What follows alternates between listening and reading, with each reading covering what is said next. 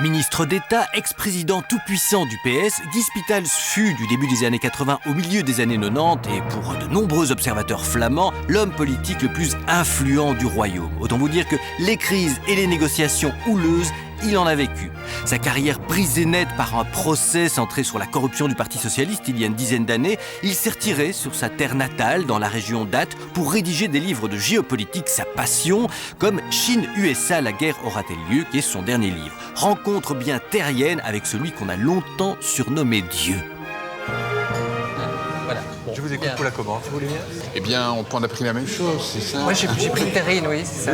Le terrine, vous également, oui. Voilà. Et puis le contre-filet. Et le contre-filet. Et pour vous ? Mais moi aussi, grillé. Deux contre-filets. Tout à fait. Très bien. Alors, il y a 30 ans, vous deveniez bourgmestre d'Ath, hein, je pense. Exactement. C'était, voilà, en 77. Presque un Vous anniversaire. êtes resté 20 ans.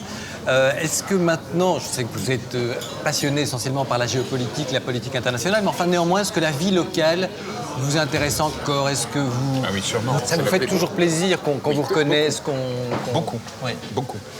Et si les gens, ce qu'un certain nombre font encore, me disent bonjour Maillard, c'est sur mon petit nuage.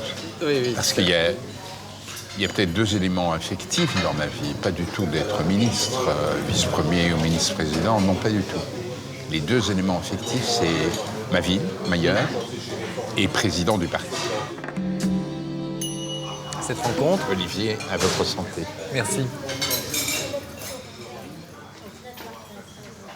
Et alors, cette fameuse politique nationale, vous qui, pendant des années, avez souhaité ne plus intervenir dans la vie politique, au lendemain des élections, avant toutes ces négociations, vous l'avez quand même fait, notamment en constatant le chiffre historiquement bas du PS, et, qui n'est plus le premier parti. Vous avez demandé à Élodie Roupeau qui choisisse, etc.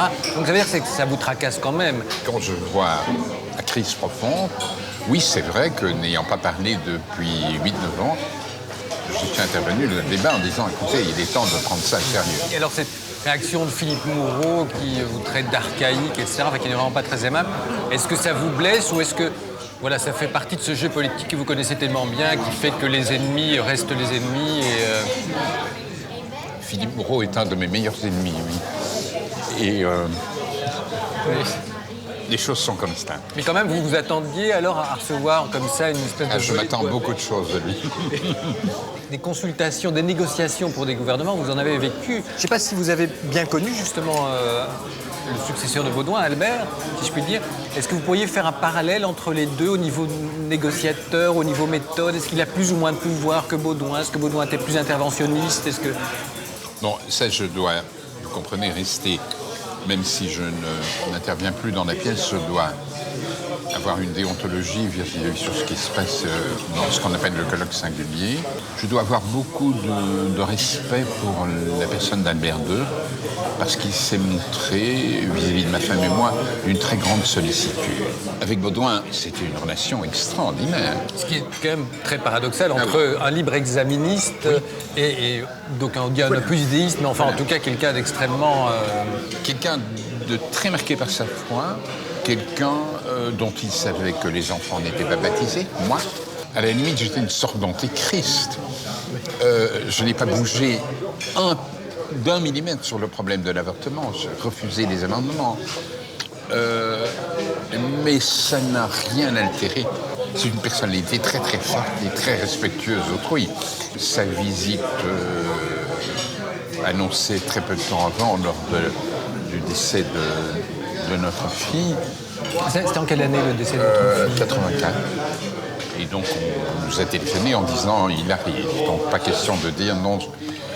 Mais je me souviens, vous direz c'est personnel, mais c'est plus intéressant peut-être que la politique. Ah oui.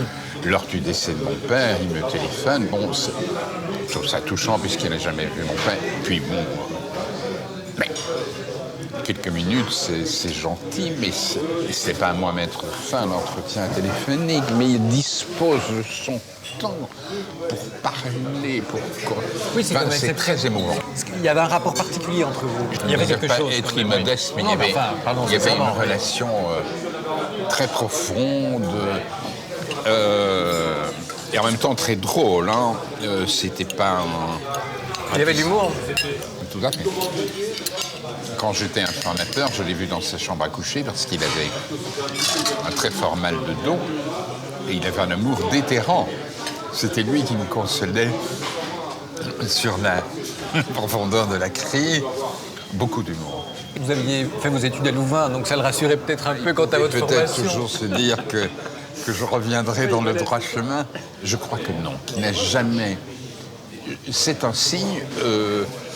C'est perturbant pour moi, mais il m'a permis de diffuser mes idées de manière très proche dans son cercle familial.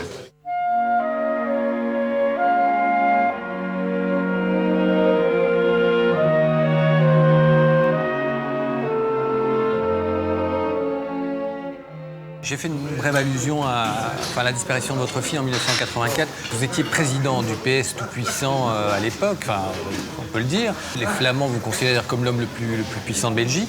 Un pareil drame inimaginable vous arrive. Alors, comment vous réagissez? Je veux dire, est-ce que c'est... la politique belge devient dès lors complètement inintéressante, hein, ou est-ce qu'à l'inverse, vous dites... votre réaction, pas vous dites, mais je vais me noyer dans mon travail, dans la politique, pour essayer d'oublier l'inoubliable, si je puis dire. Plutôt le deuxième terme, mais sans forcer non plus. C'est vrai que j'étais très ébranlé et j'ai cédé à l'émotion un jour au bureau quand on m'appelait pour me rendre à l'hôpital où Emmanuelle était. Elle avait 20 ans, je pense. Elle avait 20 ans, mais soyons francs, avec le recul, je ne me suis pas dit je dois noyer. Ou est-ce que vous avez l'impression que vous avez, non, sans vous le dire consciemment, je trouvais que c'était très injuste, que la mort fait partie de notre programme, mais qu'il y ait une affection de rôle, que je me souviens que je pensais très peur. Mais qu'est-ce que tu fais là? Alors que...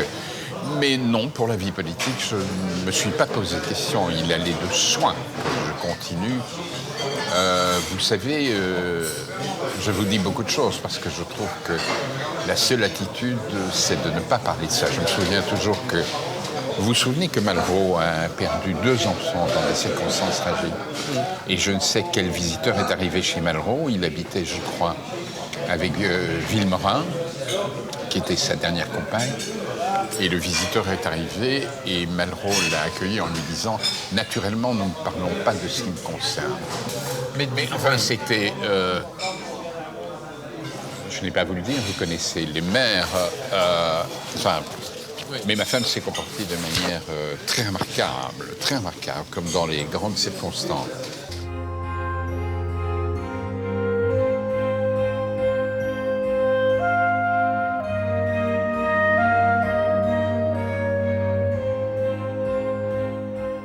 Est-ce que vous croyez encore à la Belgique, finalement? À sa survie, vous lui donnez combien de temps? Je suis persuadé qu'on va sortir de cette crise. Mais voyez-vous, si on se place sur un temps plus long, oui. Je suis très dubitatif sur le sort du pays quand je vois qu'il y a toujours des forces centrifuges et jamais une force centripète. Il est clair qu'on ne s'aime pas beaucoup. Je ne parle pas des gens dans la rue. Non, bien sûr. Mais je ne suis pas hérissé, à la différence d'aucuns, par le discours de Dehaene sur les responsabilités des francophones. C'est vrai que c'était scandaleux que les gens soient jugés dans une langue qu'ils ne comprenaient pas. C'est vrai qu'on a refusé le bilinguisme. Est-ce que vous savez, Olivier, que je me suis trouvé comme chef de cabinet du premier, Edmond Le Burton, donc faisant le compte-rendu à côté de lui, dans des conseils des ministres où la plupart, sinon la plupart, très largement la plupart, des ministres wallons je ne les citerai pas, mais je suis sûr de ce que je dis. Ce n'est pas qu'il ne pouvait pas s'exprimer en néerlandais, ça c'est encore le cas pas mal, mais il ne comprenait pas. Comprenait pas. Mais écoutez, c'est tout de même, pour un peuple, la fierté... Alors maintenant, le balancier est parti dans l'autre sens. C'est nous qu'on traite comme des bons à rien, qui ne savons pas gérer. Sous-développés. Oui. Sous-développés. Et maintenant, les Wallons, ce dont ils ont besoin, c'est qu'on leur dit, et là, vous n'êtes pas des prix Nobel, mais vous n'êtes pas non plus au fond du panier. Et on va se battre et on va rebondir. Nicolas Sarkozy ou Didier Reynders? De toutes ces crises que nous vivons, c'est probablement Reynders qui montre le plus de métier, sans dénier le fait que Milquet semble approuvé par l'opinion publique et qu'elle montre un certain savoir-faire aussi. Mais bon, vous me posez la question, je dois répondre oui, non. Sarkozy, évidemment, parce que c'est un savoir-faire extraordinaire. Alors, il va de soi que celui qui vous parle ne partage pas ses idées. Vous n'auriez pas fait en France partie de ces socialistes qui l'ont rejoint, oui, Kouchner ou d'autres? Non, parce que je trouve comme... Non, parce que je trouve langue à demi-mot. À demi. Commission, c'est pas un poste exécutif. Non, parce que je trouve que c'est pas convenable. Vous comprenez ce que je veux dire? Mais cela étant, la fidélité ne conduit pas à l'aveuglement. Il est clair que Sarkozy surclasse. Royaume ou République? Indépendamment de l'amitié que vous aviez avec le roi. République, naturellement. République. Je ne serais pas cohérent avec mes idées. Voilà. Donc si la Belgique devenait une république, vous en seriez ravi? La Belgique, non. Mais si la Belgique devait évoluer autrement, peut-être. Mais idéologiquement, je suis un fils de 1789 et des Lumières. Oui, mais alors voilà, est-ce que vous ne pensez pas? Parce qu'on dit toujours en Belgique, bah oui, mais bon, le roi est là pour... C'est le seul garant de l'Union, etc. Mais non, voilà, ça c'est une idée reçue. Moi, je n'ai aucune connaissance institutionnelle, mais alors j'imaginais dans ma petite tête que le président de la République, par exemple, élu au suffrage universel, c'est-à-dire un flamand 9 fois sur 10, pourrait être obligé de nommer un Premier ministre de la communauté linguistique, de l'autre communauté linguistique. Et finalement, peut-être qu'on s'en tirerait très bien comme ça. Pourquoi ne pas faire ça, finalement? N'ajoutons pas une difficulté supplémentaire, mais votre réflexion est juste. Le pays, pour l'instant, le plus difficile à tenir ensemble n'est assurément pas la Belgique, c'est le Liban. Il y a un équilibre au Liban entre les fonctions de président de la République, de Premier ministre et de président de la Chambre, dévolues successivement aux chiites, aux sunnites et aux chrétiens.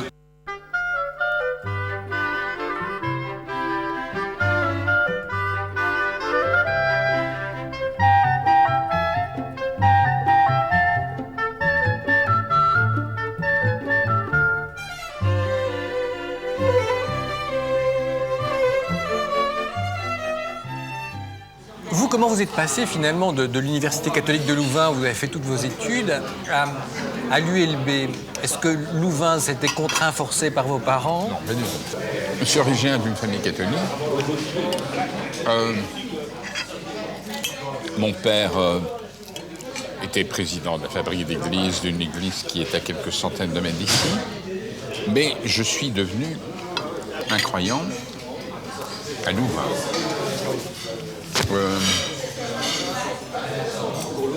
Après une réflexion, un débat qui n'était pas si commode. C'est-à-dire que j'ai relu les évangiles, j'ai lu Renan, et puis je me suis dit, c'est une belle histoire, mais c'est pas possible. Et donc, si la divinité du Christ n'existe pas, tout le reste s'effondre, c'est pas important. L'essentiel, c'est de savoir, est-ce que c'est crédible, quoi, Il y a quelques semaines, vous vous trouvez sur la première avec Monseigneur Danels, et si ma mémoire est bonne, sur antenne, il vous dit « Ah, je suis ravi de rencontrer Dieu ». Ce qui, évidemment, quand vous étiez président du Parti socialiste pendant 11 ans, quand même, puis homme politique belge extrêmement influent, vous appelez Dieu.